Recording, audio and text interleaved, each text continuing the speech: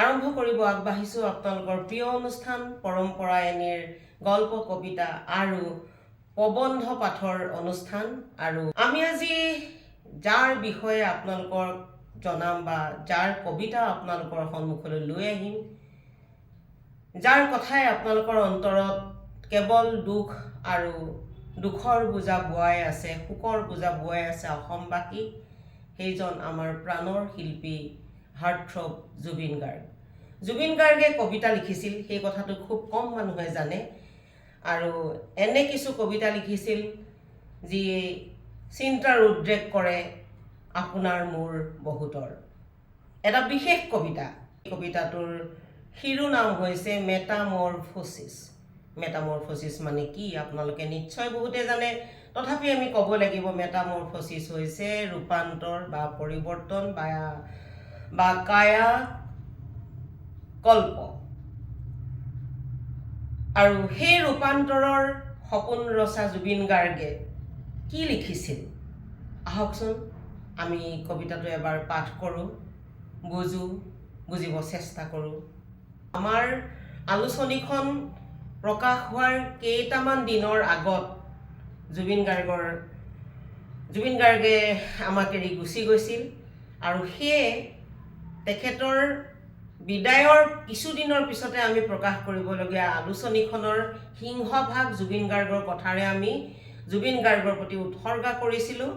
আৰু জুবিন গাৰ্গৰ প্ৰতি উৎসৰ্গা কৰা বেলিকা আমি জুবিন গাৰ্গৰ এটা কবিতা, তেখেতে নিজে লিখা এটা কবিতাও আমি ইয়াত অন্তৰ্ভুক্ত কৰিছিলোঁ। আৰু সেই কবিতাটোৱে আজি মই আপোনালোকৰ সন্মুখত পাঠ কৰিবলৈ আগবাঢ়িছোঁ।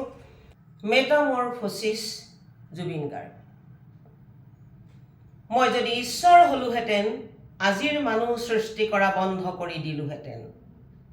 নতুনকৈ সৃষ্টি কৰিলোহেঁতেন আৰু এবিধ মানুহৰ দৰে জন্তু, যি মাৰি কাটি খাই বৈ শুই জীয়াই নাথাকি আৰু বহুত কিবা কিবি কৰিলেহেঁতেন।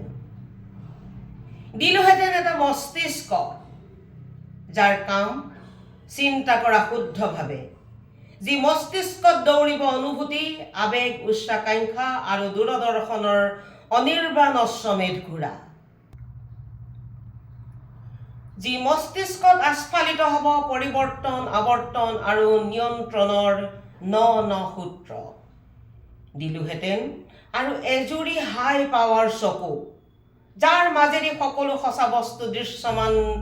দিলোহেঁতেন দুখন এক্সট্ৰা কাণ, শুনিবলৈ সকলো অস্ফুট শব্দ, উশাহ নিশাহ, হুমুনিয়া, হতাশা আৰু সময়ৰ পদধ্বনি।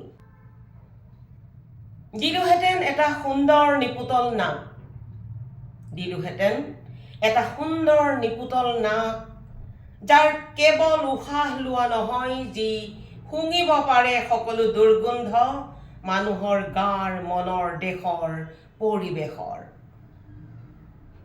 দিলোহেঁতেন এখন মুখ আৰু এটা ডিঙি, যাৰ শব্দই নমাব পাৰে ব্ৰহ্ম, ভেদিব পাৰে সকলো মিথ্যা আৰু অমানৱীয়তা।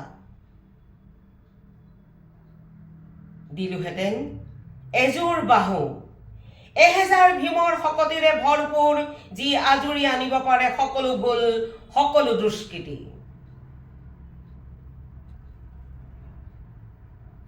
দিলোহেঁতেন এখনি বুকু, আকাশৰ দৰে উদাৰ, সাগৰৰ দৰে বিশাল, য'ত নাথাকে কপটতা, যিখন বুকুত আশ্ৰয় পাব হেজাৰ মানুহৰ দুখ সুখ আৰু সপোনে।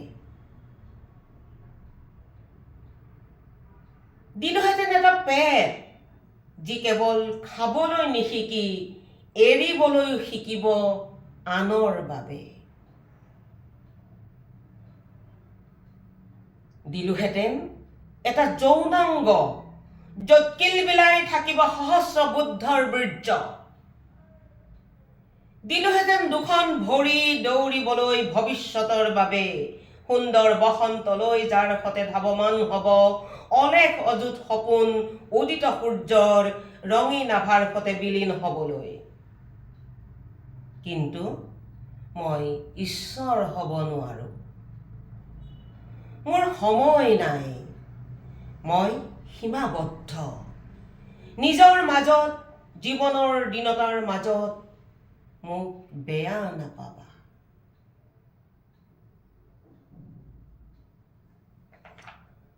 নমস্কাৰ, এয়া আছিল জুবিন গাৰ্গে ৰূপান্তৰৰ সপোন দেখি লিখা, পৰিৱৰ্তনৰ আশা কৰি লিখা কবিতা।